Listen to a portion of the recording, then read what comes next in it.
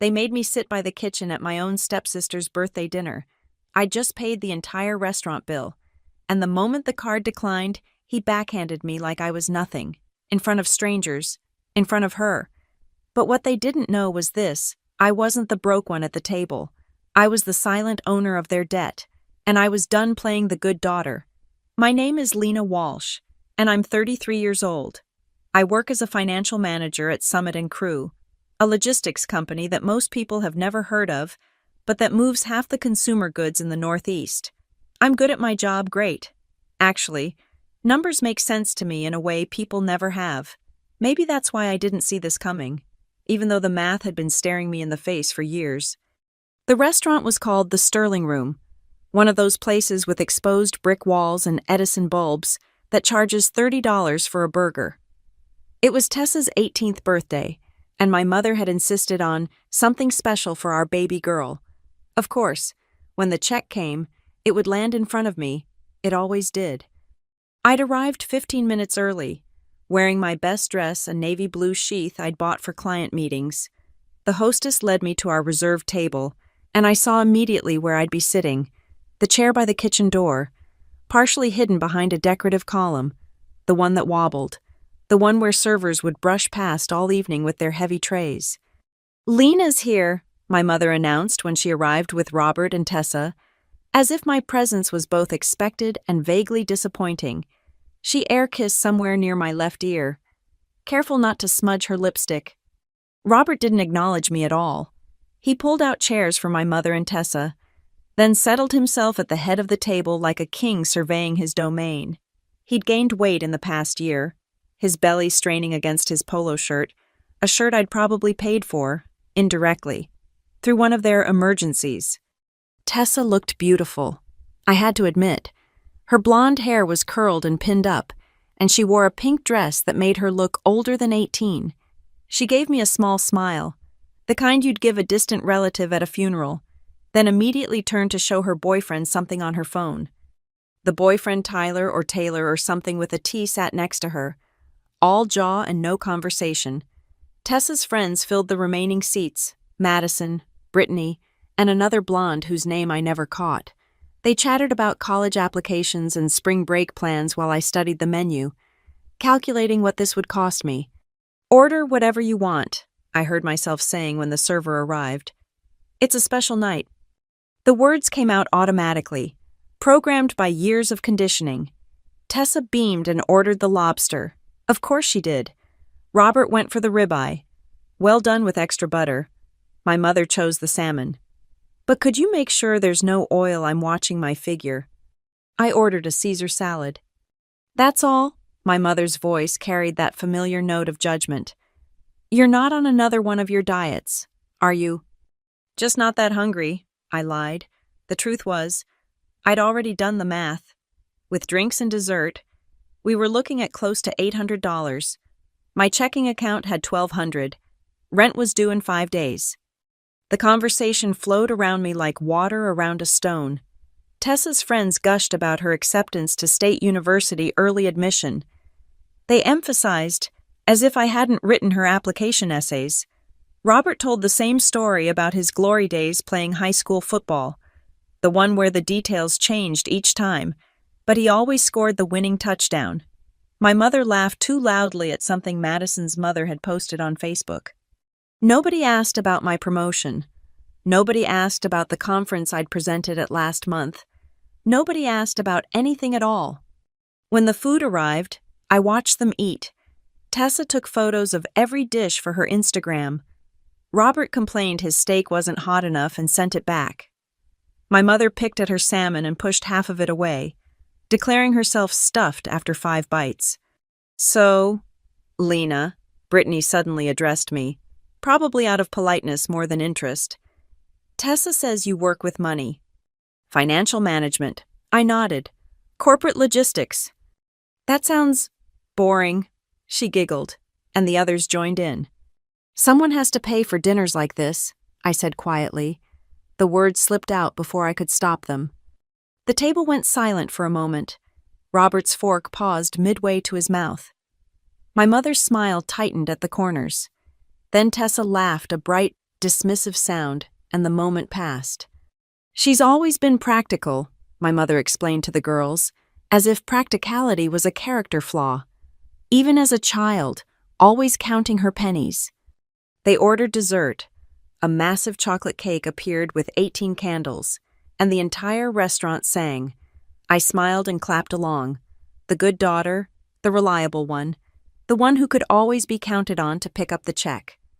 When the server brought the leather folder, he placed it directly in front of me without asking. They all knew.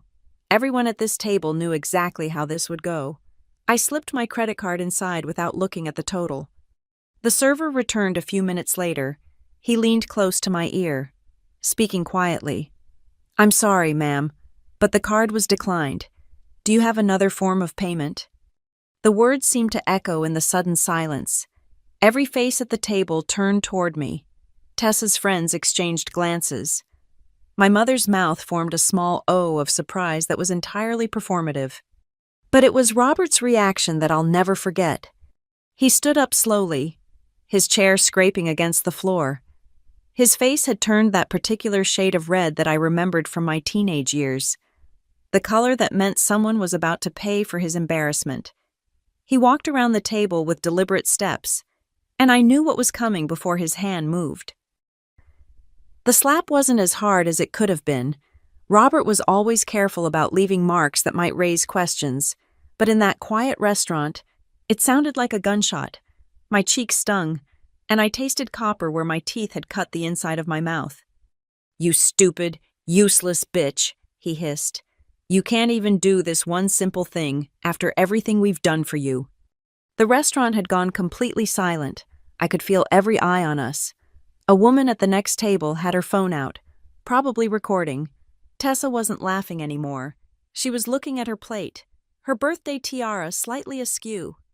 I stood up carefully, my legs steadier than I'd expected.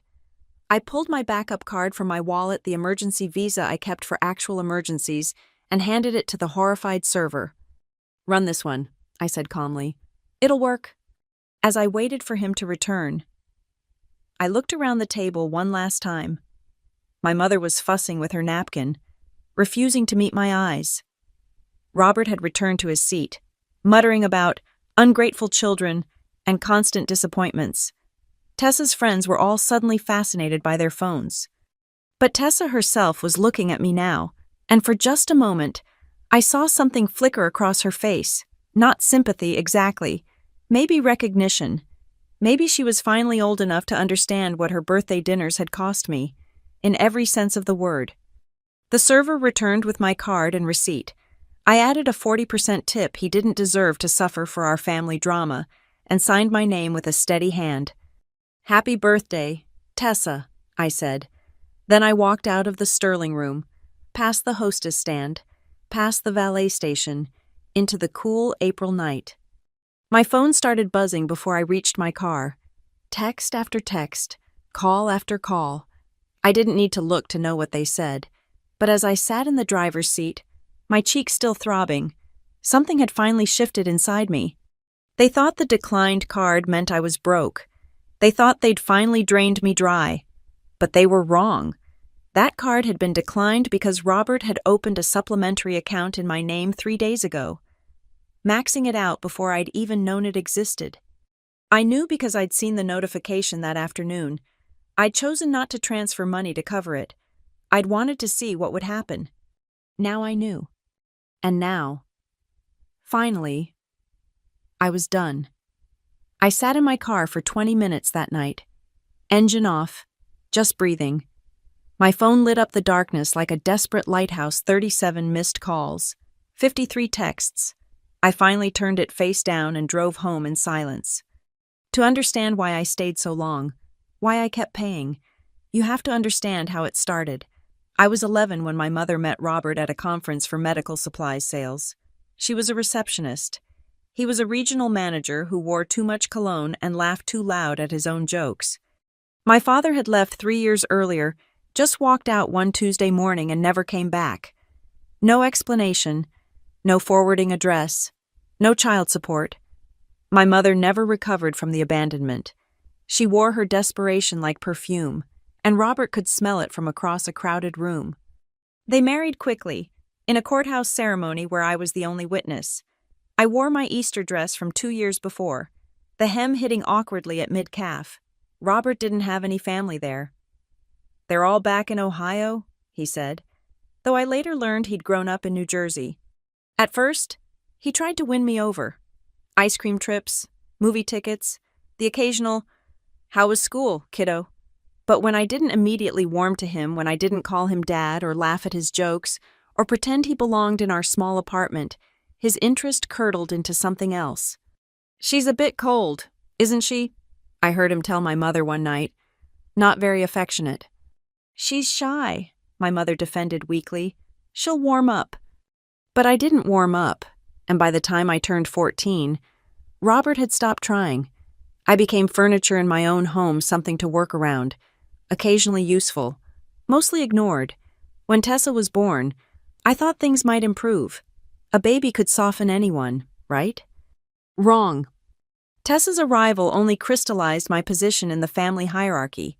She was the real daughter, the wanted one, the fresh start. I was the reminder of my mother's failed first marriage, the sullen teenager who didn't fit the family portrait Robert wanted to project. "Lena, watch the baby while we go to dinner." "Lena, Tessa needs a diaper change."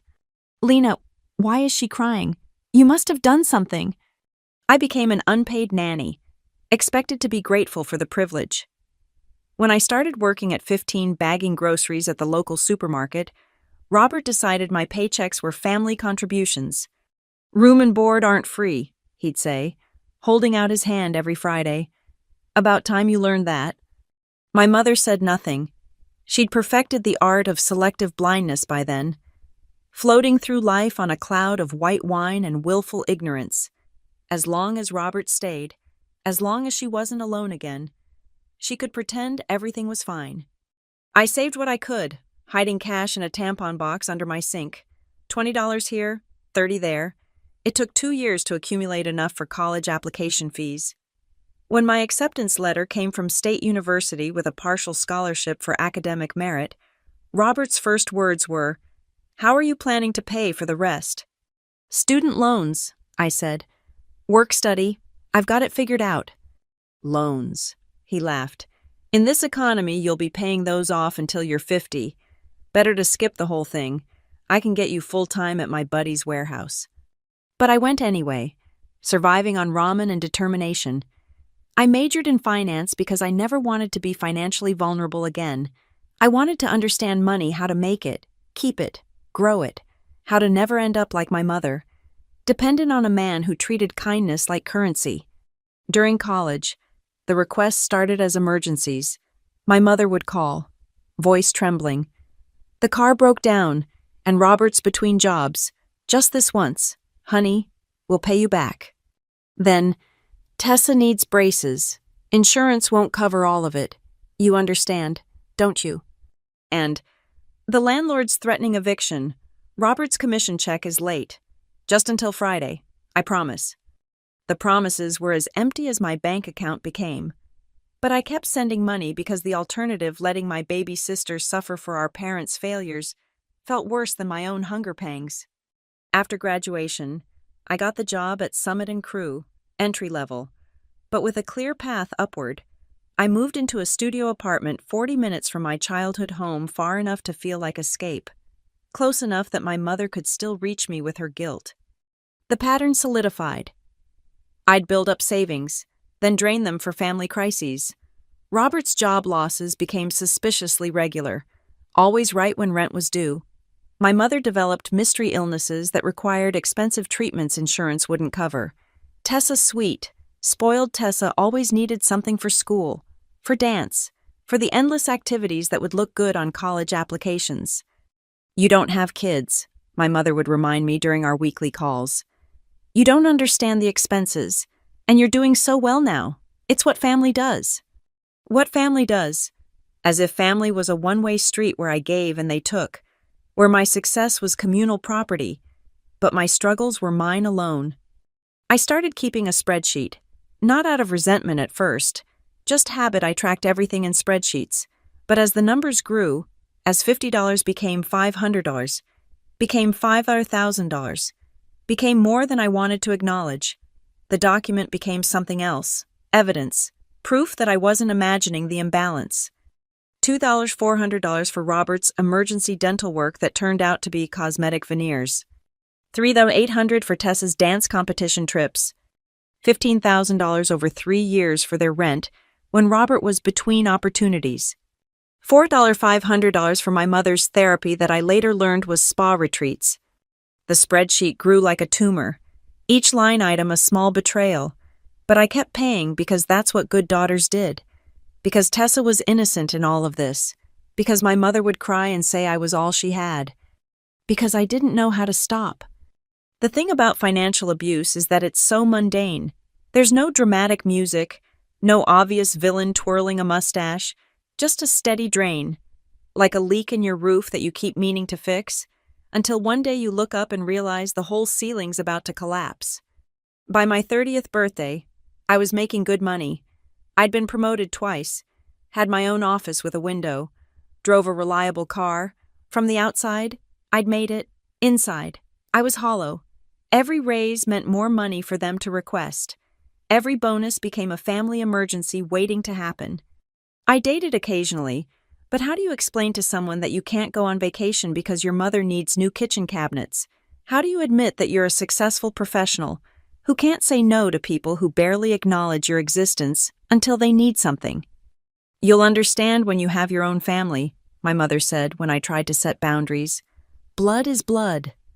But Tessa wasn't my blood, not fully, and Robert certainly wasn't. Yet somehow I'd become responsible for all of them, the family ATM that never ran empty. 3 months before Tessa's 18th birthday, I'd finally started therapy. Dr. Marcus, a soft-spoken woman with kind eyes, listened to my story without judgment. "Why do you think you keep giving them money?" she asked during our 4th session. "Because they need it," I said automatically. "Do they, or do they just want it?" The question haunted me. Need versus want, survival versus comfort, love versus manipulation. "What would happen if you said no?" Dr. Marcus pressed gently. I couldn't answer because I'd never tried. The fear of their reaction, of being cast out completely, of proving Robert right that I was cold and unloving, it kept me compliant. But that night at the Sterling Room, with my cheeks stinging and the taste of blood in my mouth, I finally had my answer. Saying yes hadn't earned me love or respect, or even basic kindness. It had only earned me a seat by the kitchen door and a slap when the well ran dry. They thought I was broke. Let them think it. The truth that I had $47,000 in savings and excellent credit would come out soon enough, but not in the way they expected. As I drove home that April night, I wasn't planning revenge yet. I was just done. Done pretending. Done paying. Done being the family safety net that everyone took for granted. But the universe has a funny way of showing you exactly who people are when you stop being useful to them, and my family was about to show me exactly who they'd always been. The calls started at 6 a.m. the next morning. My mother had apparently spent the night crafting the perfect guilt campaign, and she launched it with military precision. "Lena, honey, I'm so sorry about last night. Robert was just stressed about work. You know how he gets. But we need to talk about the bills. The mortgage is due Monday. And with your little stunt at dinner." I hung up. She called back immediately. I let it go to voicemail. "Really disappointed in you. After everything we've done, raising you, giving you a home." Tessa was in tears all night. On her birthday. How could you be so selfish? Delete. By noon, the messages had evolved from guilt to anger to outright manipulation. Robert left 3 voicemails threatening legal action for theft of services, apparently. Not paying for dinner constituted a crime in his mind. Tessa sent a series of texts alternating between wounded innocence, "I thought you loved me," and teenage nastiness, "Tyler says you're probably jealous because you're single and bitter." I turned off my phone and went to work. "You look terrible," my colleague Marcus observed when I walked into the Monday morning meeting. "Everything okay?" "Family stuff," I said, and he nodded knowingly. Everyone had family stuff.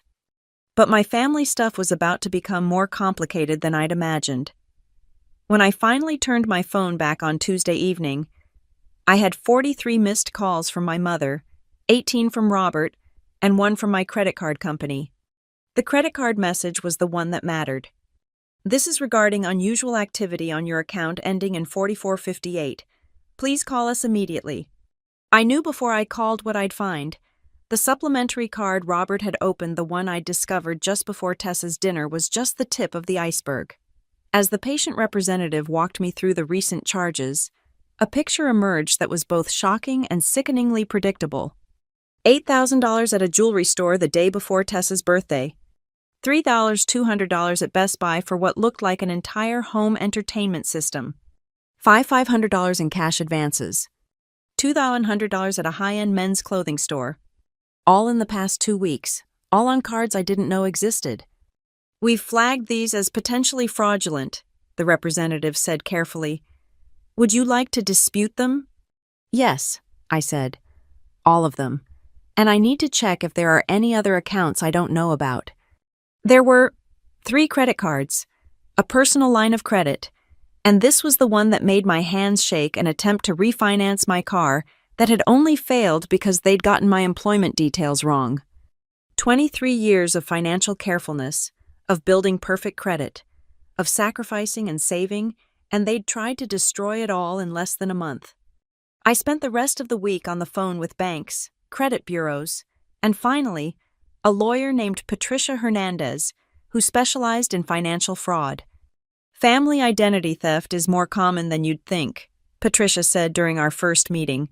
She was in her 50s, with sharp eyes and a no-nonsense demeanor that I found comforting. It's also harder to prosecute because victims often refuse to press charges. They feel guilty.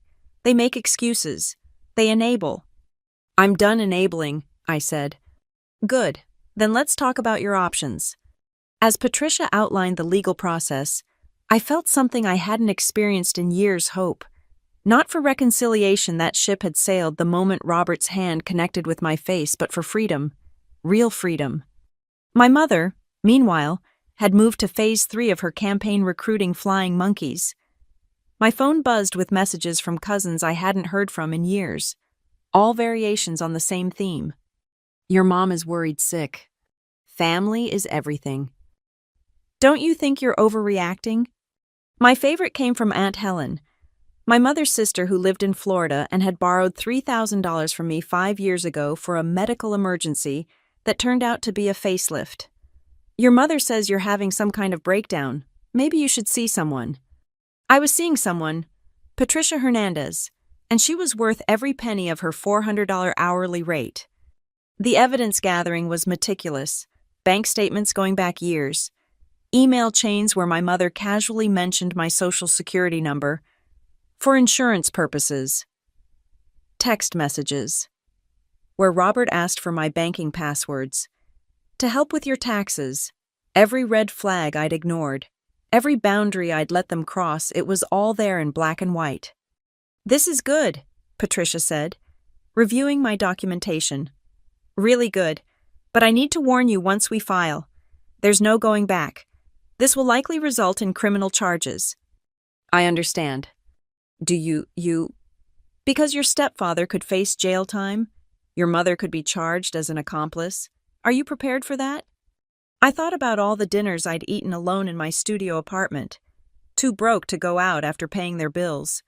I thought about the vacations I'd never taken, the relationships that had withered because I was always too stressed about money to be fully present. I thought about the spreadsheet that showed I'd given them $128,000, over 12 years, enough for a house down payment, enough for a better life, enough for the freedom I'd never allowed myself. I'm prepared, I said. Patricia nodded. Then let's discuss the nuclear option. You mentioned they've been claiming you as a dependent on their taxes. They had. Another discovery from my financial deep dive. For 3 years, Robert had listed me as a dependent to get a larger refund, even though I hadn't lived with them for over a decade. It was tax fraud, pure and simple. The IRS offers whistleblower rewards, Patricia explained. Up to 30% of the recovered amount.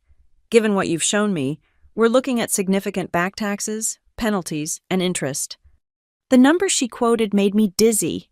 It was more than I made in a year. But the money wasn't the point. The point was consequences. For once in their lives, Robert and my mother would face actual consequences. That Friday, 2 weeks after Tessa's birthday dinner, my mother showed up at my office. Security called up to warn me, and I watched on the lobby camera feed as she argued with the guard. Her designer purse one I'd probably paid for clutched dramatically to her chest. "I'm her mother," she kept insisting. "This is a family emergency." The only emergency was that their cash cow had finally run dry. I had security escort her out. She left sobbing, mascara running down her cheeks. Several of my coworkers saw the scene, and I felt the familiar burn of embarrassment, but underneath it was something new relief. That weekend, I went apartment hunting, not because I needed to move, my studio was fine, but because I could, for the first time in my adult life, I wasn't mentally calculating how much I'd need to keep in reserve for the next family crisis. My money was actually mine. I found a one-bedroom in a better neighborhood, with actual closet space and a balcony overlooking a small park. The rent was only $200 more than my studio, but in the past, that would have been $200 I couldn't spare. "I'll take it," I told the landlord. While packing, I found the tampon box where I'd hidden cash as a teenager. Inside was $340 in crumpled bills, my escape fund that had never been enough to actually escape. I smoothed out each bill, remembering the shifts I'd worked, the lunches I'd skipped, the freedom I'd dreamed of. Now I had that freedom, but it had come at a price I was still calculating. Tessa texted while I was packing, "Mom says you're being a bitch. Dad might lose his job BC of you. Hope you're happy." I stared at the message for a long moment. Dad. She called him Dad, this man who'd stolen from both of us. But she was 18 now, an adult who'd made her choice. She'd sat there and watched him hit me, had smiled and whispered to her boyfriend like it was dinner theater. I typed back, "I am happy, for the first time in years. Good luck at college." Then I blocked her number too. The moving truck was scheduled for next Saturday. Patricia would file the paperwork on Monday. The IRS would begin their investigation within the month. The wheels I'd set in motion couldn't be stopped now, even if I wanted to stop them. And I didn't want to stop them. That night, in my soon-to-be former studio, I opened a bottle of wine. Good wine, not the cheap stuff I usually bought, and updated my spreadsheet one last time. At the bottom, I added a new column, amount recovered. It was still at 0, but it wouldn't stay that way. For 12 years, I'd paid the price for their love. Now it was time for them to pay it back, with interest. Moving day came with an unexpected spectator. I was carrying boxes down to the truck when I spotted Robert's silver Lexus, the one I'd co-signed for 2 years ago, parked across the street. He sat behind the wheel, watching me with the kind of focused intensity that made my skin crawl. I ignored him and kept loading boxes. 20 minutes later, my mother joined him in the passenger seat. They sat there for 3 hours, occasional cigarette smoke drifting from Robert's cracked window, as if their presence alone might guilt me into. What's stopping the move? Dropping the charges, resuming my role as the family ATM. My new apartment building had better security, a doorman, keycard access, cameras in the lobby. It cost more, but Patricia had advised me to upgrade my safety measures. People get unpredictable when money's involved, she'd warned, especially family. The legal papers were served the following Monday. Patricia had suggested having them delivered to Robert's workplace for maximum impact, and to ensure he couldn't claim he never received them. I wasn't there to see his face, but I heard about it later from a former coworker who still talked to someone at Robert's company. "He went ballistic," she told me over coffee, screaming about ungrateful children and conspiracies. Security had to escort him out. He's on administrative leave pending investigation. The investigation was the key. Once banks and credit companies know fraud is involved, they dig deep.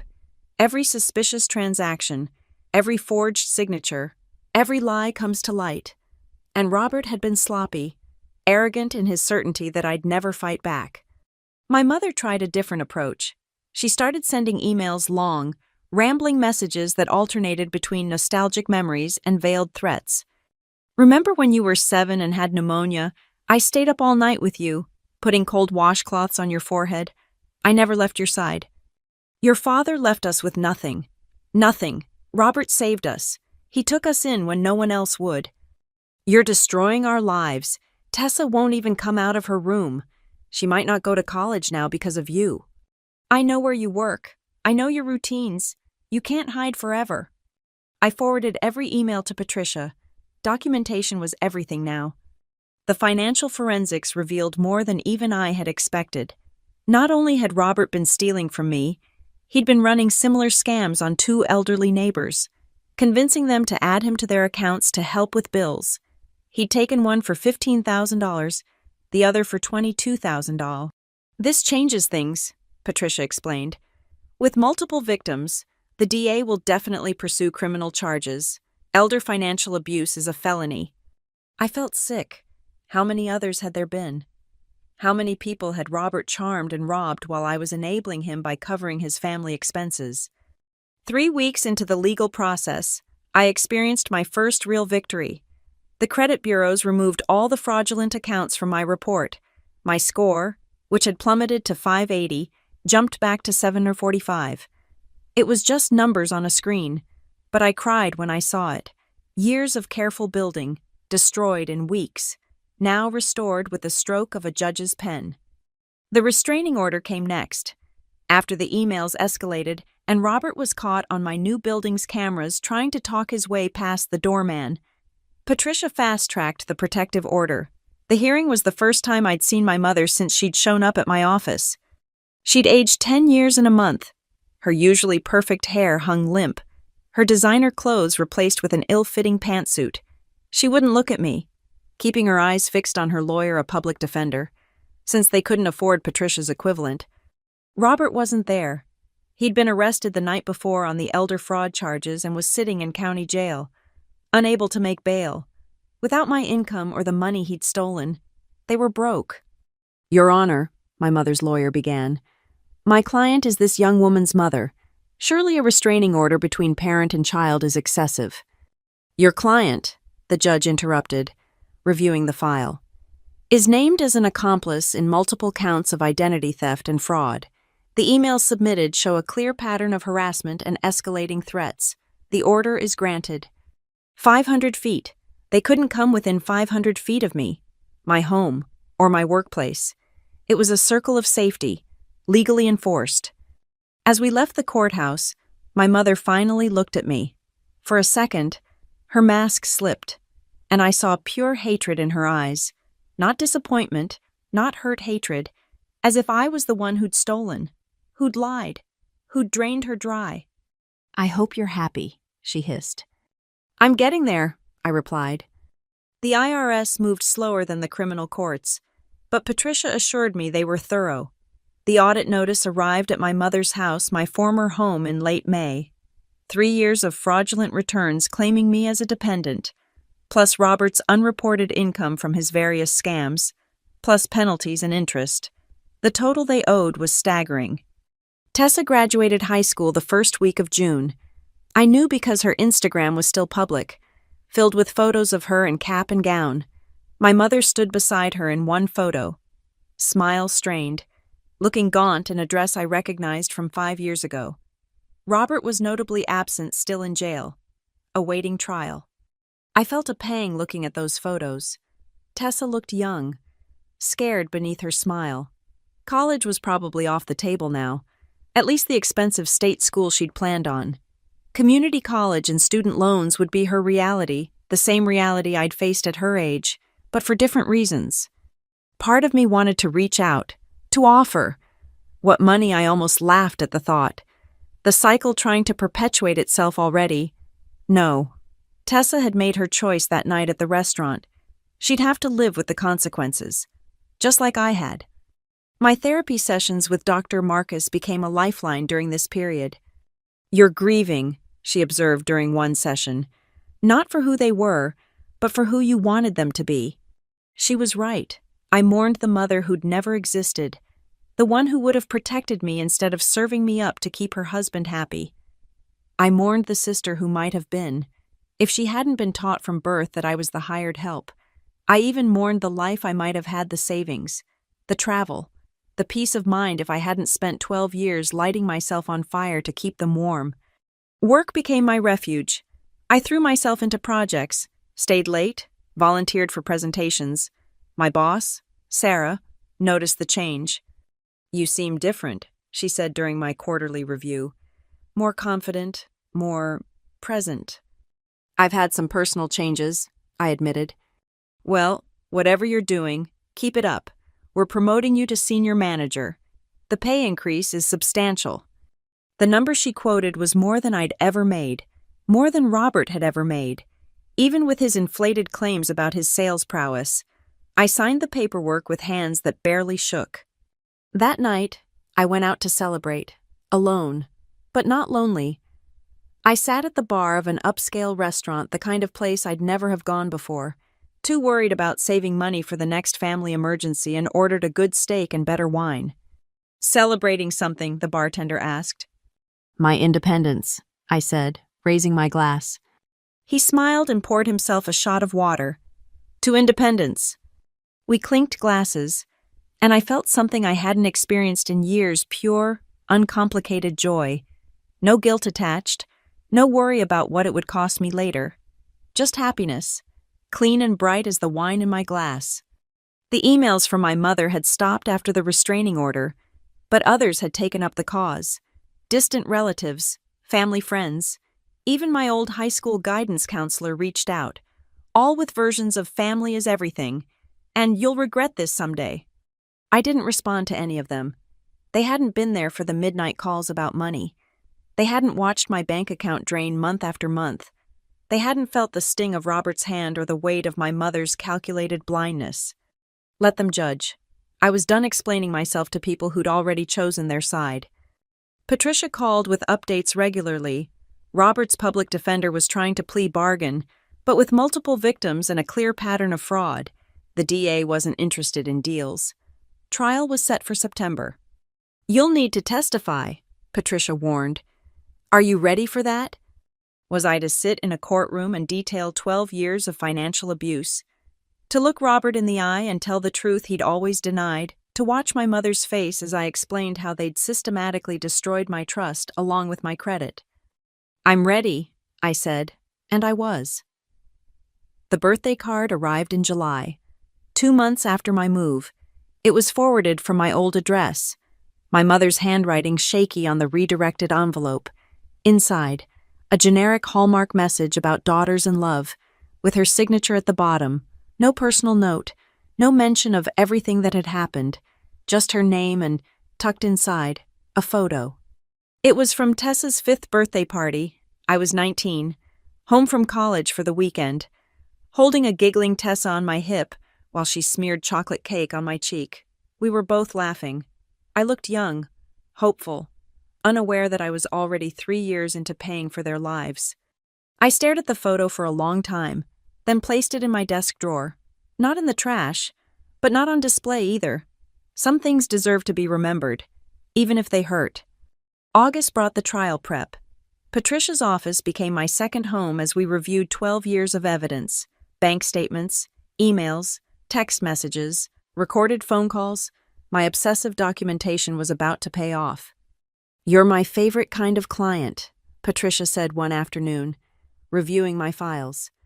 "Organized, thorough, and angry enough to see this through." "I'm not angry," I protested. She looked at me over her glasses. "You should be. They stole more than money from you. They stole years of your life." She was right. I was angry, furious, actually, but it was a cold fury now, crystallized into purpose. They'd taken enough, not 1 penny more. The week before the trial, I had an unexpected visitor at work. Tessa stood in the lobby, looking smaller than her 18 years in a sundress I didn't recognize. Security called up, and I debated refusing to see her, but curiosity won. We met in the public cafe on the ground floor. Safe, neutral territory with plenty of witnesses. "You look good," she said, fidgeting with her iced coffee. The promotion suits you. How did you know about that? LinkedIn. I've been keeping track.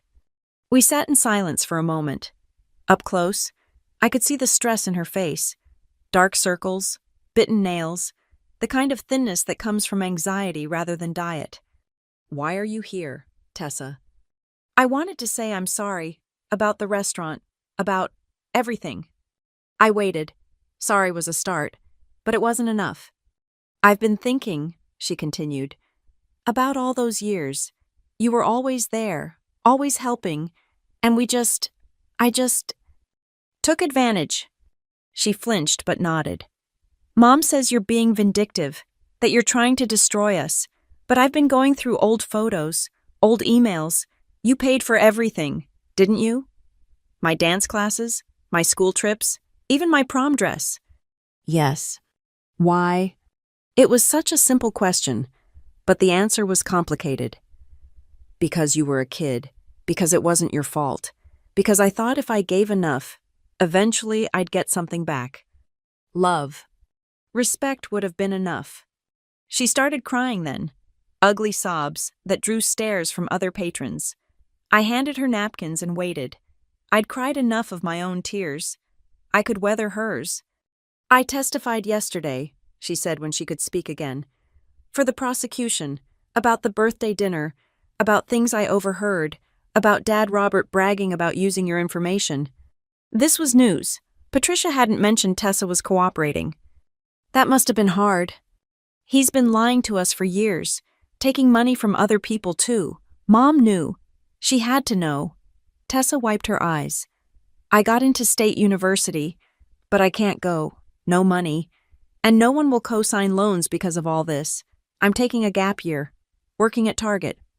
The old me would have offered to help, would have reached for my checkbook to fix it, to ease her pain, but I kept my hands folded on the table. Community college is a good option, I said instead. That's where I started. Transfer after 2 years. It's cheaper and you'll get the same degree. You're not going to help me. It wasn't a question, and I respected her more for not making it one. No, I'm not. Not with money. But if you want advice about financial aid, scholarships, building credit, I can offer that. She nodded, gathering her dignity. That's fair. More than fair. Probably.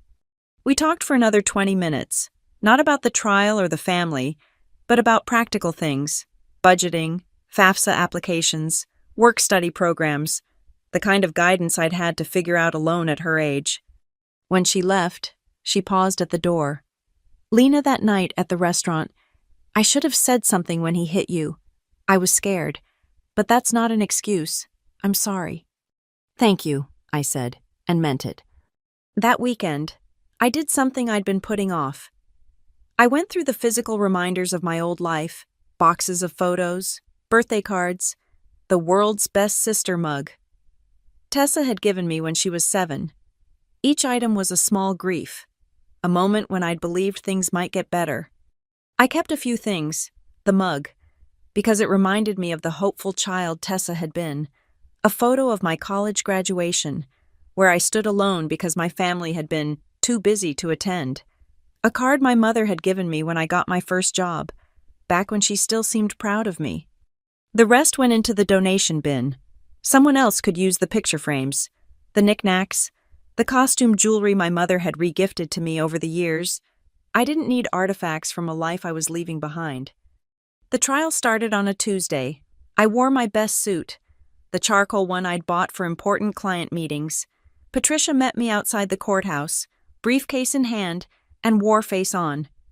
Remember, she said, stick to the facts. Don't editorialize. Let the evidence speak for itself. The courtroom was smaller than I'd expected. Robert sat at the defense table, wearing an ill-fitting suit and the expression of a man who'd finally run out of people to con.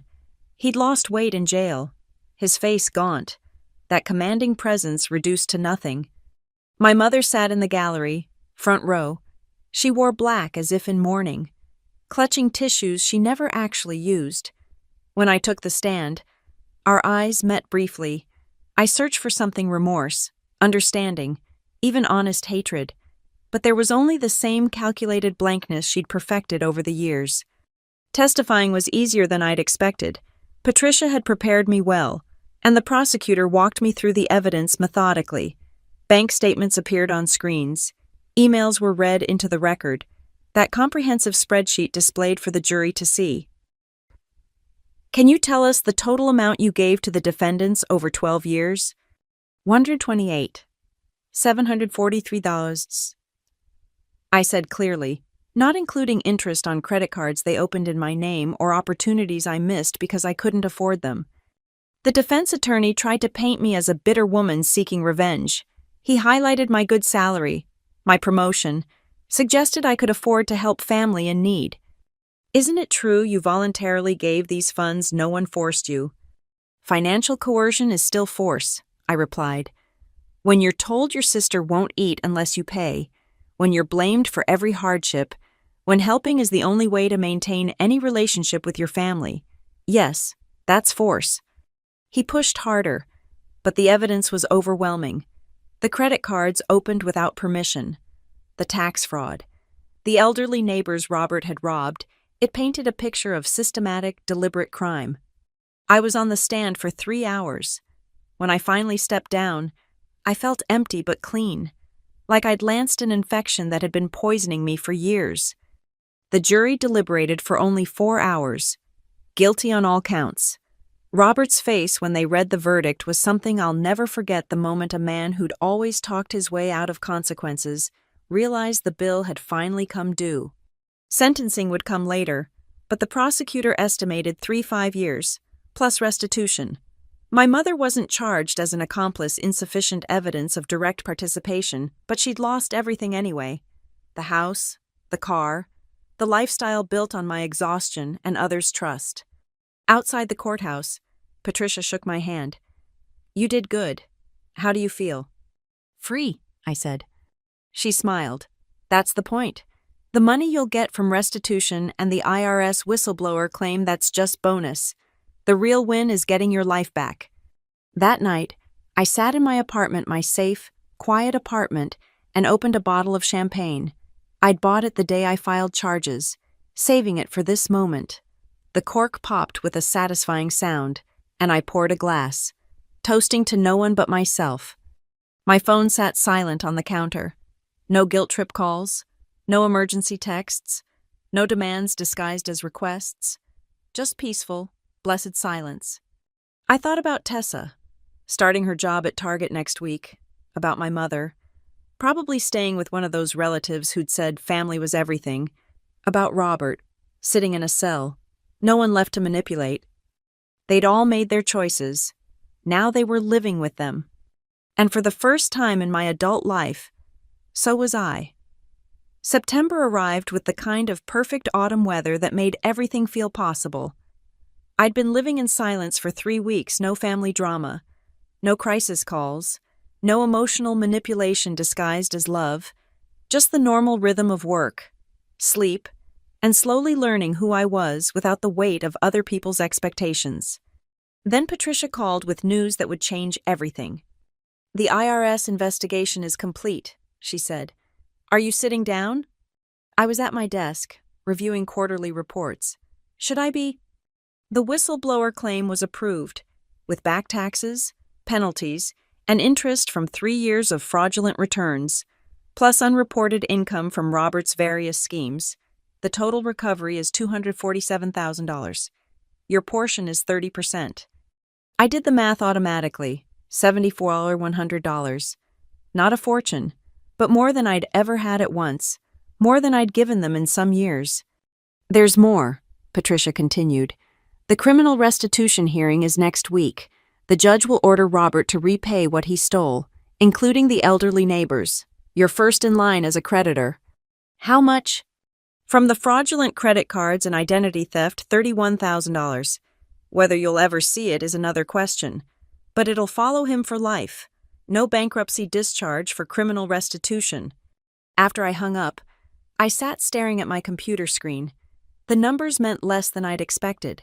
What mattered was what they represented: validation.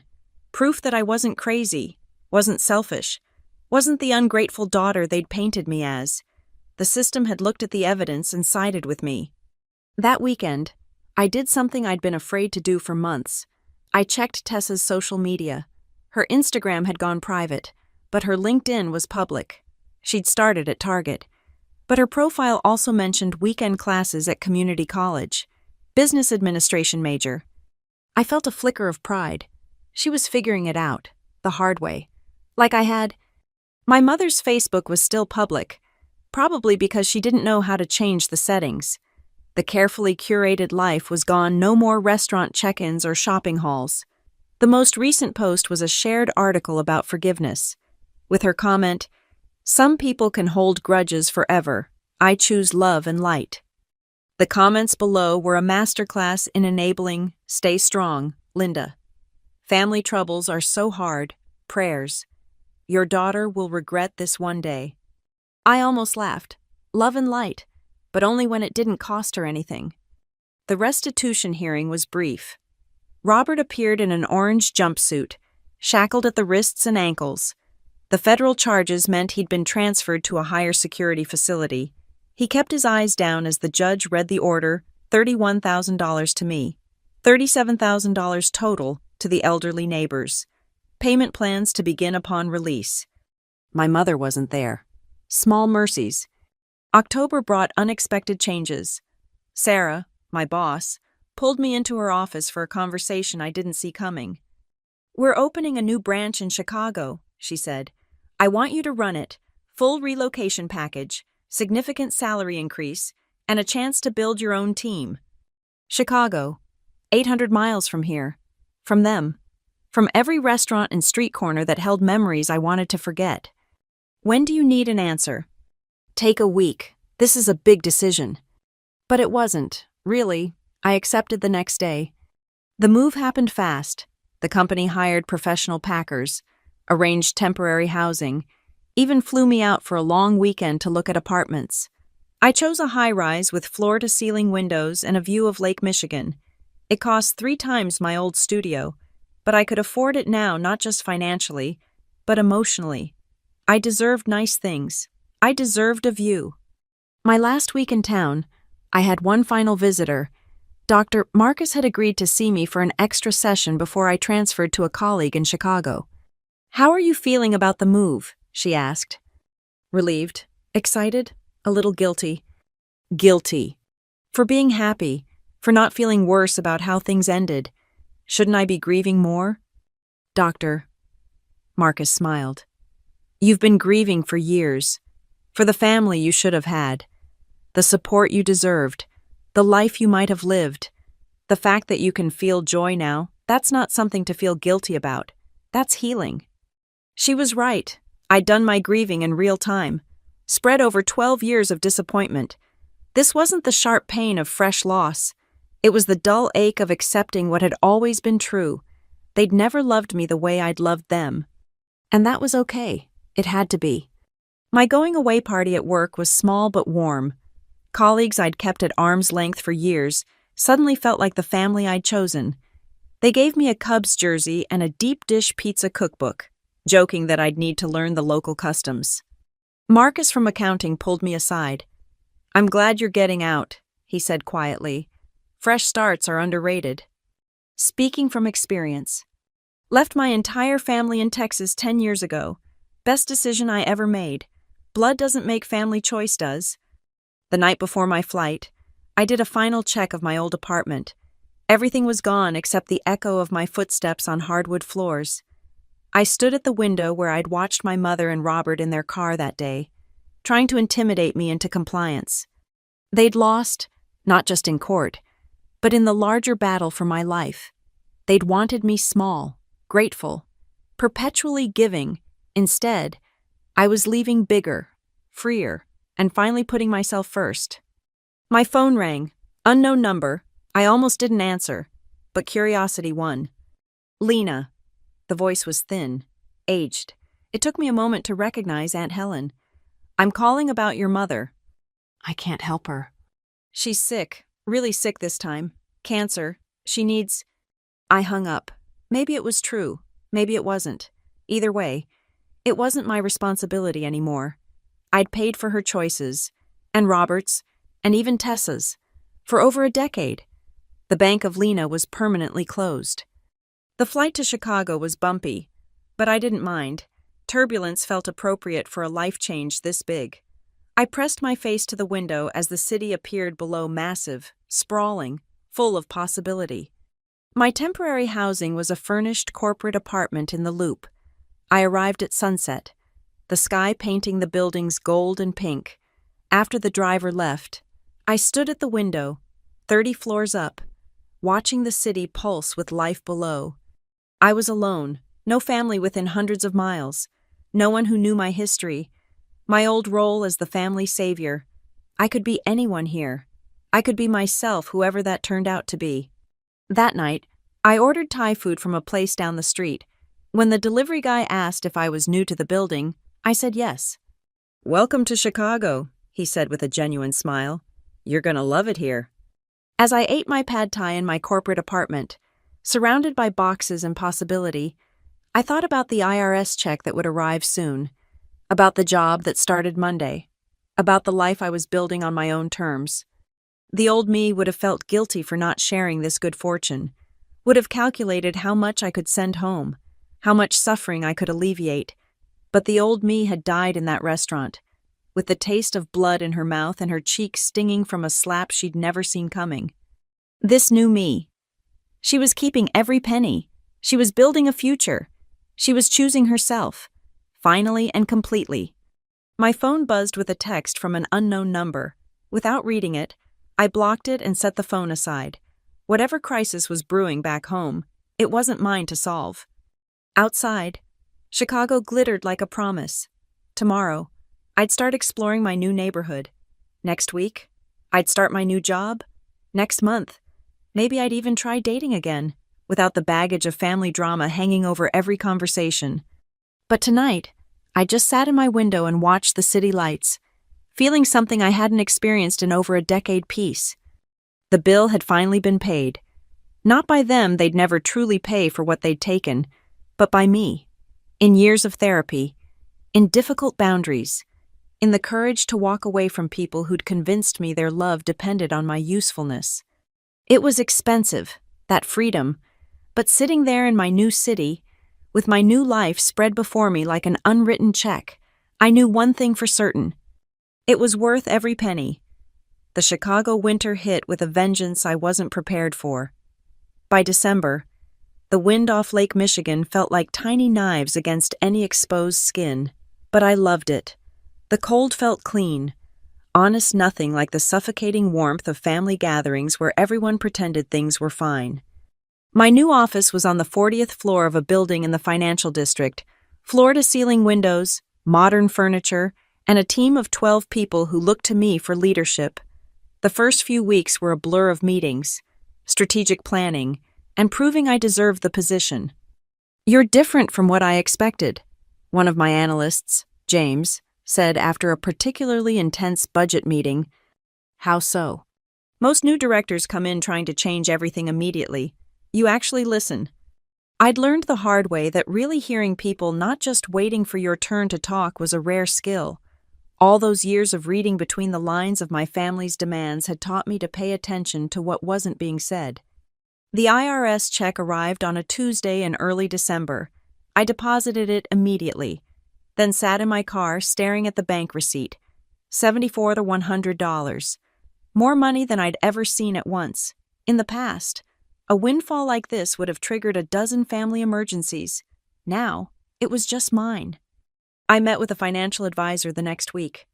"What are your goals?" she asked. "Security," I said without hesitation.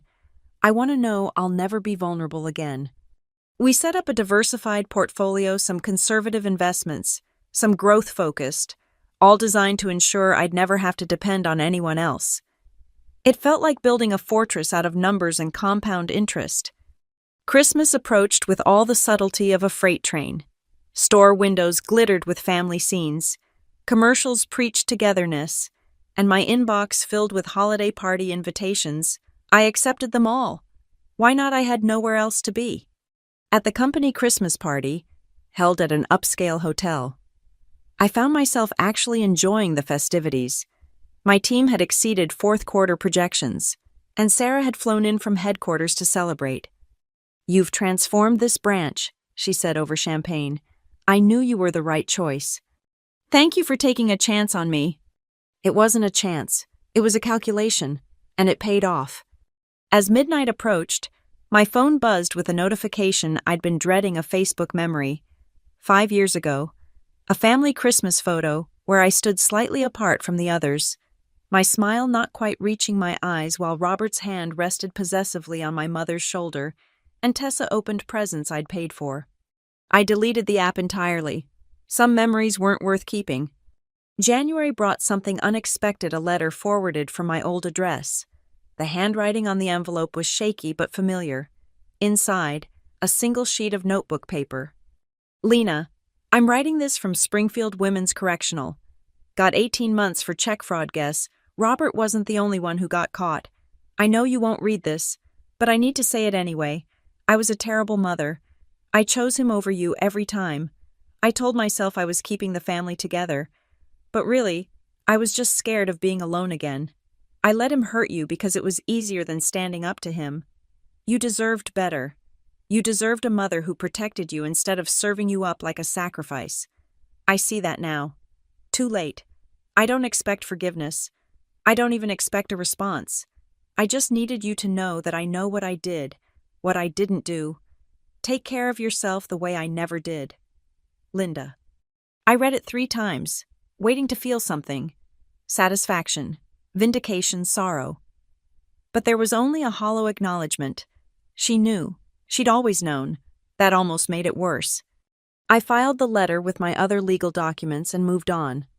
February brought better surprises.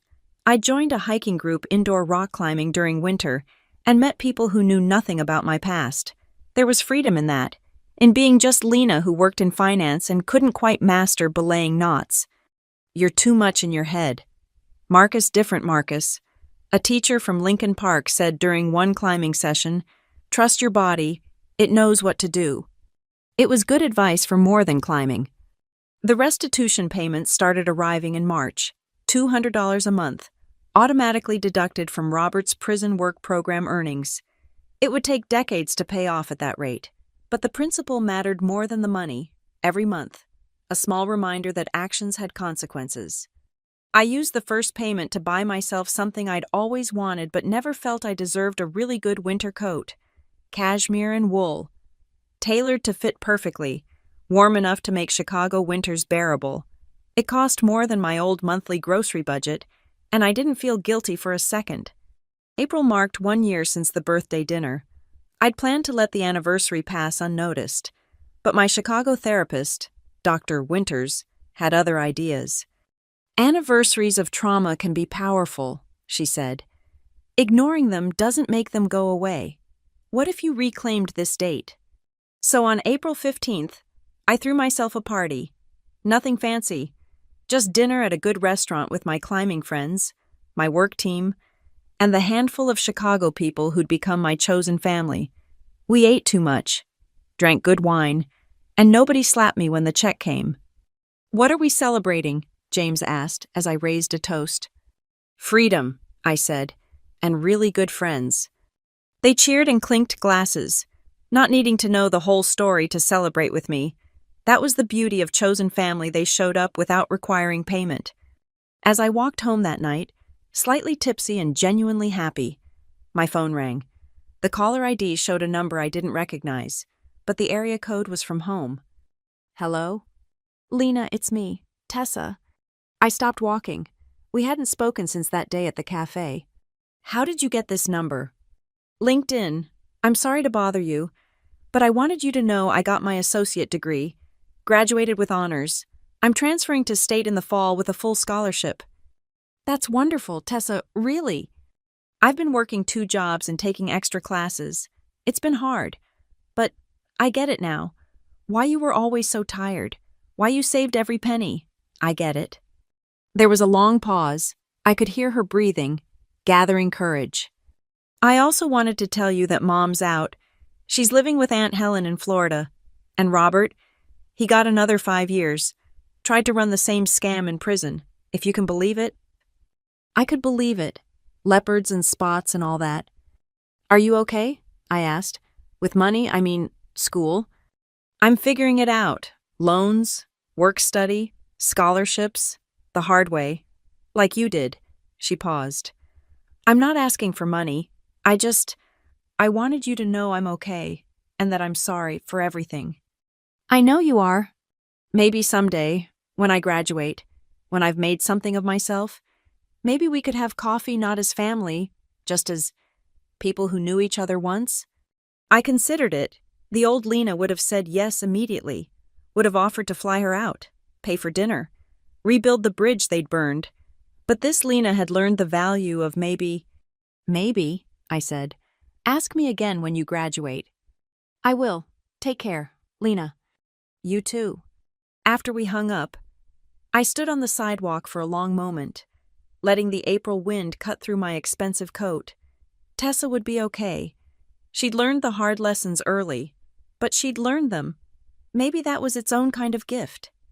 I started walking again, heading home to my high-rise apartment with its lake view and doorman and blessed distance from everyone who'd ever made me feel small. My phone stayed quiet in my pocket. No crisis calls, no guilt trips, no demands disguised as love. Just silence, beautiful, expensive, hard-won silence. The price of freedom, I'd learned, wasn't measured in dollars. It was measured in the courage to say no, the strength to walk away, and the wisdom to know that some bills should never be paid. And that was a currency I'd finally learned to save.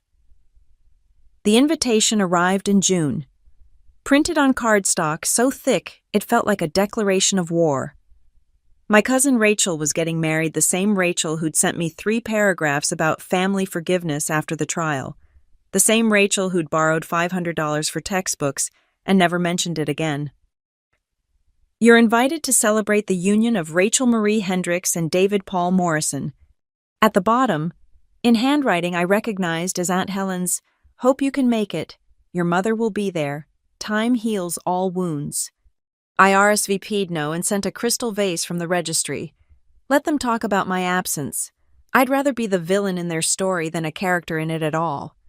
Work had become my sanctuary. The Chicago branch was thriving. We'd landed 3 major accounts and expanded the team to 20 people. I'd implemented flex hours and mental health days. Remembering all too well what it felt like to drag yourself to work after a night of family crisis calls. You run this place differently, observed Priya, my newest hire. Like you actually care if we're okay. Because I do, I said simply. Burned out employees don't do good work. Take care of yourselves first. The irony wasn't lost on me. I was giving my team the consideration I'd never given myself. July brought unexpected news through LinkedIn. Robert's company. His former company had gone under. Turns out he'd been running similar scams there, inflating sales numbers and skimming from expense accounts. The investigation had uncovered years of fraud. Several employees had lost their retirement savings invested in company stock. I felt sick reading about it. How many red flags had I missed? How many victims had there been while I was enabling his lifestyle? Patricia called that afternoon. Saw the news? You okay? I keep thinking about all those people he hurt while I was paying his bills. Stop. His choices aren't your responsibility. You were a victim too. I know. It's just survivor's guilt, common in financial abuse cases. The question is, what are you going to do with it? What I did was donate $10,000 to a financial literacy program for young adults aging out of foster care. Kids who, like me at 18, had no one to teach them about credit scores and compound interest, and the danger of family members who saw them as ATMs. It wasn't penance, it was purpose. August in Chicago meant street festivals and outdoor concerts. I developed a routine farmers market on Saturdays, yoga on Sundays, dinner with friends at least twice a week. It was the life I'd imagined during all those nights eating cereal alone, too broke for real groceries after paying their rent. One evening, at a rooftop bar with my climbing group, Marcus asked about my family. They around here... No, we're estranged. I'm sorry. I'm not... The words came out sharper than intended. Sorry, it's just not every family is worth keeping. Amen to that, said Julia, raising her beer. I haven't talked to my dad in 6 years. Best decision ever. The conversation shifted to other topics, but I felt something ease in my chest. Here were people who understood that sometimes walking away was the healthiest choice. That DNA didn't obligate you to endless sacrifice. The call came at 2 a.m. on a Tuesday in September. My phone rang 3 times before I answered, groggy and disoriented. Miss Walsh, this is Mercy General Hospital. You're listed as Linda Walsh's emergency contact. My mother, of course I was still her emergency contact. Of course she'd never updated it. What happened? She's had a heart attack. She's stable but asking for you. I sat up, fully awake now. She's in Florida. No, ma'am. She's here in Chicago. Arrived yesterday, apparently. The floor felt unsteady beneath my feet. She'd come here, to my city, my safe space. I'll be there in the morning. She's quite insistent. Morning, I repeated and hung up. I didn't go back to sleep. Instead, I sat at my window watching the sunrise paint Lake Michigan gold and pink. She'd had a heart attack. She was alone. She was asking for me. Old patterns whispered, go now. She needs you. What if she dies? You'll never forgive yourself. But Dr. Winters had taught me to examine those whispers. Whose voice was that? Not mine. It was the voice of a 14-year-old who'd been trained to drop everything for family emergencies. The voice of a 20-something who'd skipped meals to pay their bills. I went to work first, handled 2 meetings, responded to emails, ate a proper lunch. Only then did I drive to the hospital. She looked smaller in the hospital bed, older, the designer clothes replaced by a hospital gown, the perfect hair now gray at the roots. Without her armor of appearance, she was just a frightened woman who'd built her life on a foundation of other people's money. You came, she whispered. The hospital called. I mean to Chicago. I've been here 3 days, working up the courage to contact you. Why? She closed her eyes. Helen kicked me out. Said she couldn't afford me anymore. Imagine that can't afford me. What do you want, Mom? I don't know. To see you. To explain. To ask. She stopped herself. Even now. Even like this. She couldn't quite bring herself to ask directly. I'm not giving you money. I know. I'm not letting you stay with me. I know. Then what? She opened her eyes, and for the first time in my life, I saw her clearly. Not the victim she'd always played, not the enabler she'd become, but the frightened woman who'd chosen security over her daughter and lived to regret it. I wanted to see who you became without us, and she gestured weakly at my suit, my posture, the confidence I wore like armor. You're magnificent. I just wanted you to know that I see it. What you built, what you became despite us. I stayed for an hour. We didn't reconcile. There was no tearful forgiveness, no promises to do better. Just 2 women who'd shared a house once, talking carefully around the crater between them. Before I left, I did one thing. I updated her emergency contact to Aunt Helen and left my business card with the floor nurse. If she can't pay, I said quietly, bill me for the difference. Just this once. Just the hospital. The nurse nodded. She'd seen this dance before. I drove back to my office slowly, working through what I felt.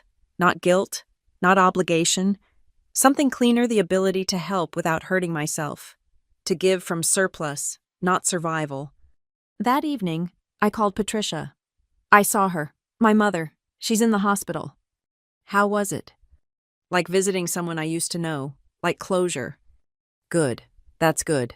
Lena. After we hung up, I pulled out the leather journal Dr. Winters had suggested I keep. I wrote, Today I learned the difference between helping and enabling. One comes from strength, the other from fear. I spent 12 years operating from fear. Today, just for today, I chose strength. My phone buzzed with a text from an unknown number.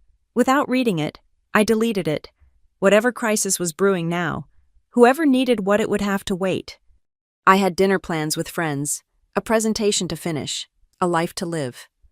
The bill for my past had been paid in full. The only account that mattered now was the one I was building for my future. Deposit by careful deposit, boundary by blessed boundary. And that account, that one would never be overdrawn again. October arrived with its crisp air and changing leaves. I'd settled into my Chicago life completely now. My apartment felt like home. My team at work operated like a well-oiled machine, and I'd even started dating someone. Marcus from the climbing gym had finally asked me to dinner, and I'd surprised myself by saying yes. But October also brought the final phase of my plan, the one I'd been preparing for months without fully admitting it to myself. It started with an email to Patricia. I want to write something, a document, not for court, just for me, maybe for Tessa someday, a full accounting of everything. She called immediately. Are you sure opening all that up again? I've been thinking about it since the hospital visit.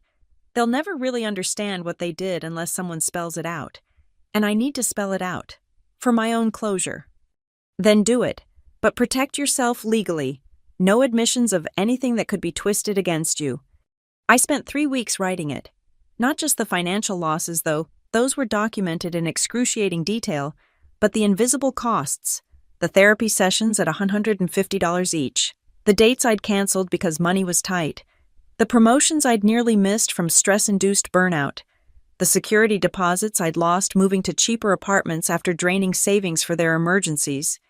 But I also documented the gifts, the strength I'd built from surviving them, the financial literacy that came from managing crises, the boundaries I'd learned to set, the family I'd chosen instead of the one I'd been given. The final document was 43 pages. I called it, A Full Accounting 12 Years of Financial and Emotional Debt. I printed 3 copies, one for my files, one for my lawyer, and one I mailed to my mother's last known address at Aunt Helen's house. The cover letter was brief. Mom, this is not a letter seeking reconciliation or payment. Consider it a final statement on an account that's now closed. I thought you should know the real cost of the choices we all made. I wish you well. Lena. 2 weeks later, my phone rang at work. Aunt Helen. You're a cruel girl. She started without preamble. Sending that manifesto. Your mother had another hard episode after reading it. I'm sorry to hear that. Are you? Because it seems like you wanted to hurt her? No, Aunt Helen. I wanted her to understand. There's a difference. She's your mother. And I was her daughter. That should have meant something too. She hung up on me. I blocked her number and went back to my spreadsheets. That weekend, clearing out old boxes in my storage unit, I found something I'd forgotten, a birthday card from my 16th birthday. Inside, in my mother's handwriting, to our responsible girl, what would we do without you? I used to think it was praise. Now I saw it for what it was, a cage built from words, designed to keep me useful and compliant. I threw it away. November brought surprising news. Tessa had started a blog about her college journey as a first-generation, self-funded student. She wrote about working overnight shifts at Target, studying in break rooms, the shame and pride of food stamps. She never mentioned me by name, but in one post she wrote, I had someone once who sacrificed everything for our family. I watched them pour their life into a bucket with no bottom. I thought that was love. Now I know love doesn't require you to set yourself on fire to keep others warm. I'm learning to build my own heat. I read it 3 times, then closed my laptop. She was learning. Maybe that was enough. The IRS settlement check had been earning interest, but I finally decided what to do with part of it. I established a scholarship at my old state university, the Walsh Financial Independence Fund, $25,000 to start, with plans to add more each year, for students escaping financial abuse or supporting themselves after family estrangement. The first recipient was chosen in December, Maria Santos, 19, working full-time while studying accounting after her parents kicked her out for refusing an arranged marriage. No one ever believed I could do this alone, she said when we met for coffee. This scholarship, it's not just money, it's someone saying they believe in me. I do, I told her, and you're not alone.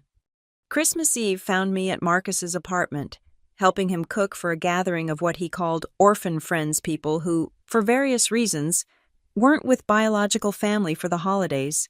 The apartment smelled like cinnamon and roasting vegetables. Laughter spilled from the living room where someone had started a board game. "You okay?" Marcus asked, noticing me staring out the window. First Christmas completely apart from them. Second, actually, last year I was too angry to feel much. This year, I turned back to him. This year I'm just grateful. He kissed me then, tasting like the wine we'd been testing for the mulled cider. It was warm and safe and uncomplicated, everything my old life hadn't been. The dinner was chaotic and perfect. 12 people crowded around a table meant for 6, sharing dishes from their various cultures, telling stories that didn't require careful editing. When someone asked about family traditions, I talked about the scholarship fund, about building new traditions based on lifting others up instead of tearing yourself down. "That's beautiful," said Claire, who'd fled a cult in Utah. "Turning pain into purpose." "Still working on it," I admitted. "Some days are harder than others." "The hard days mean you're human," Marcus said, squeezing my hand under the table. "Not that you're failing." After dinner, after the games and gifts and 3 rounds of dessert, I helped with dishes. Through the kitchen window, I could see snow starting to fall. My phone had been silent all day. No guilt trips, no manufactured emergencies, no emotional manipulation wrapped in holiday wishes. Just peace. The next morning, Christmas Day, I did receive one text from Tessa. "Merry Christmas. Lena, thank you for showing me what it costs to save everyone but yourself. I'm learning to save myself first now. Maybe that's the best gift you ever gave me."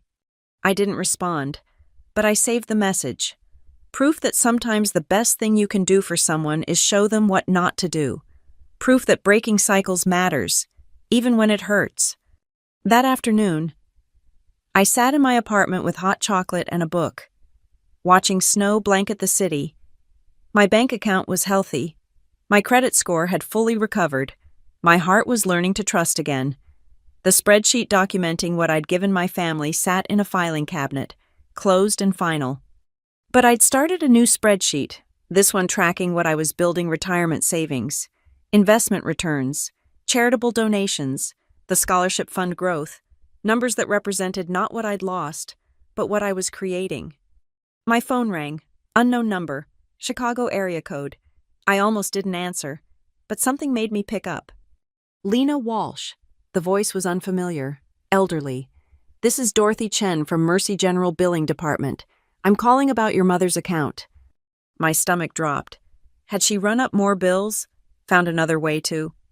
"We wanted to thank you," Dorothy continued. "Your mother informed us yesterday that she's secured Medicaid and disability benefits. She also wanted us to know she won't be using you as a financial guarantor anymore. She was quite insistent we remove you from all paperwork." I sat down slowly. She did. "Yes, dear," she said, and I quote, "My daughter has paid enough." We don't often get that kind of clarity from patients about financial responsibility. I thought you should know. After I hung up, I stood at my window for a long time, watching the snow fall. Maybe people could change. Maybe understanding came too late to repair relationships, but just in time to stop perpetuating damage. Maybe that was its own kind of redemption.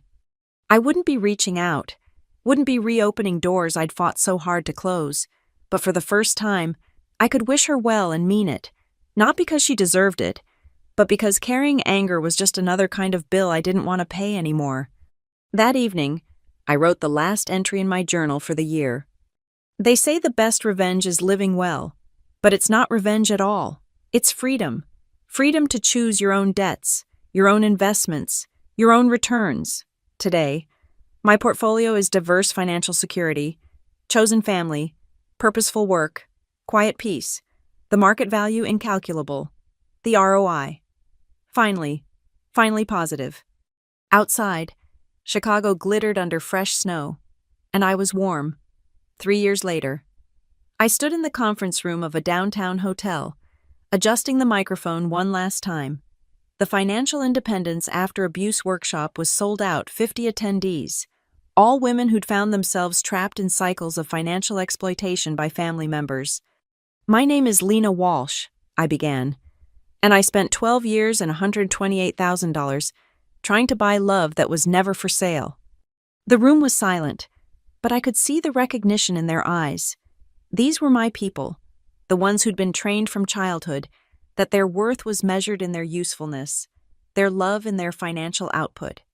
I told my story without euphemism: the birthday dinner, the slap, the credit fraud, the court cases, but more importantly, I told them about the after the therapy, the boundaries, the slow rebuild of both credit score and self-worth. The hardest part wasn't the money, I said. It was accepting that the family I kept trying to save was never going to save me back. During the break, a woman approached me, mid-20s, nervous energy, designer bag that didn't match her worn shoes. "My mom's been taking my paycheck since I was 16, she whispered. "Says it's for household expenses, but she hasn't worked in years. I want to stop, but she'll say you're selfish, cold, ungrateful." Her eyes widened. Exactly. I handed her Patricia's business card. "Call her. First consultation is free. And remember, you're not selfish for wanting to keep what you earn. That's literally the bare minimum of adult life." The workshop was part of a larger initiative I'd started. The scholarship fund had grown to $100,000, supporting 5 students per year.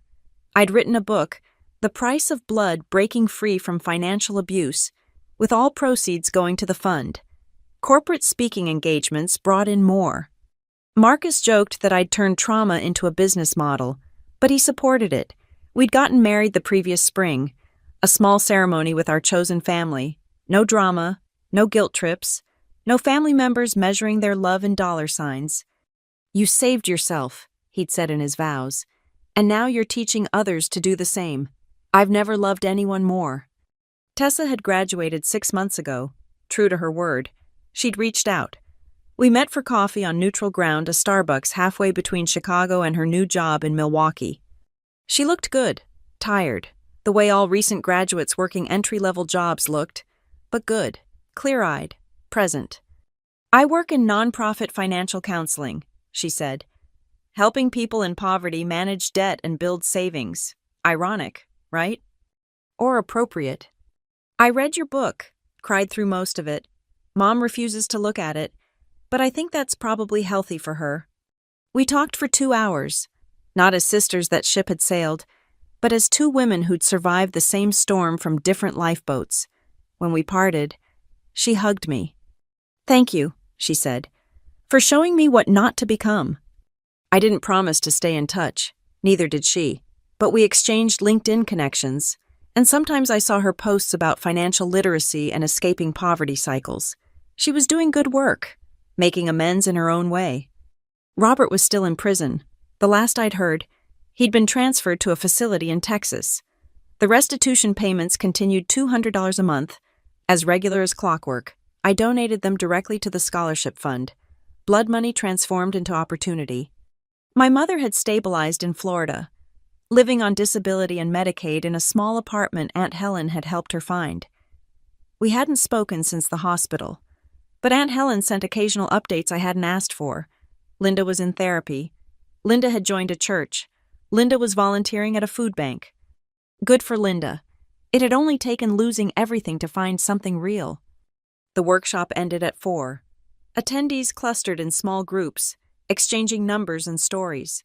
I'd learned to build community into these events. Isolation was how financial abuse thrived. As I packed up, my phone buzzed with an email from my publisher. The book had hit the New York Times bestseller list for self-help. They wanted to discuss a second edition, maybe a workbook companion. 5 years ago, I couldn't afford dinner at a restaurant. Now I was teaching others how to reclaim their financial lives. The irony wasn't lost on me. That evening, Marcus and I attended a gala for the Chicago Financial Literacy Foundation. I wore a dress that cost more than my old monthly rent and didn't feel guilty about it. At our table sat Maria Santos, my first scholarship recipient, now a CPA working with domestic violence survivors. "None of this would exist without you," she said during her speech, gesturing to the room full of donors and advocates. Lena Walsh taught me that walking away isn't giving up, it's growing up. But I knew better. It would have existed without me, in some form, because there were too many of us, the family ATMs, the emotional punching bags with good credit, the daughters and sons who confused exploitation with love. Someone would have built this. I just happened to be the one with the spreadsheets and the anger and the good lawyer. Later, as we walked home along Lake Michigan, Marcus asked, "Any regrets?" I thought about it, about birthdays spent alone and Christmases I'd missed, and a mother who'd chosen a con man over her daughter, about a sister who might have been, in a different life, about $128,000. That could have been house payments or vacations or simple security. "No," I said finally. "Regret would mean wishing it went differently, but it had to go exactly this way for me to become who I am, and I like who I am." He squeezed my hand. So do I. At home, I checked my email one last time. Mixed in with the congratulations and workshop feedback was a message from an unknown address. The subject line read, "From someone who should have protected you." I almost deleted it, then curiosity won. "Lena, I know I have no right to contact you. Helen says you're doing amazing things. She sent me an article about your book. I won't ask for forgiveness because I don't deserve it. I won't make excuses because there aren't any. I chose him over you, over and over, until there was nothing left to choose. I just wanted to say I see it now, all of it. The price you paid for my cowardice, the strength it took to stop paying, the grace in how you've turned that pain into purpose. I'm proud of you. Not that my pride matters anymore, but you should know that somewhere in Florida, your mother finally understands what she lost and what you gained by letting go. Be happy. You paid enough for all of us. Linda." I read it twice, then forwarded it to my therapist with a note, "For discussion next session." Then I closed my laptop and went to find my husband. We had dinner reservations at 8, a new place that didn't take cards, cash only, the kind of restaurant that would have terrified me once. Now it was just dinner, just life, just another choice I could afford to make. The bill, when it came, would be split fairly, paid in full, no hidden costs, no emotional interest, no family discount that wasn't a discount at all. Just a clean transaction between equals, the way it always should have been. And for that, for the ability to finally, freely choose, I was grateful beyond any accounting. The end. Thank you so much for listening to my story. I'd love to know where you're listening from. Please share in the comments below, so we can connect and discuss your thoughts on this journey. If this story resonated with you, please subscribe to the channel and hit that like button. And if you want more people to hear this story, please hit the hype button to help it reach others who might need to hear it. Your support means everything.